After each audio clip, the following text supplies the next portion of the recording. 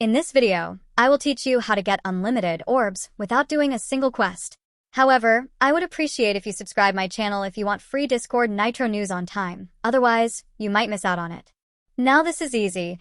Make sure to not skip any part, otherwise you won't understand. First, open a quest.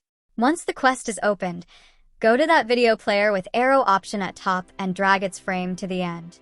This will also complete the quest without watching it all the way through. I will show it to you again. I will open the quest again, then go to the video player option and drag its frame to the end. And as you can see, the quest is completed. We didn't even have to watch it. Now if you're on Windows, use the music shaped option and drag the frame to the end. I'm using MacBook right now. That's why it is possible that not everyone has MacBook. But all in all, this only works in PC. And there we go. We have completed the third quest too. There we have it. This is how you can get orbs without even doing the quests.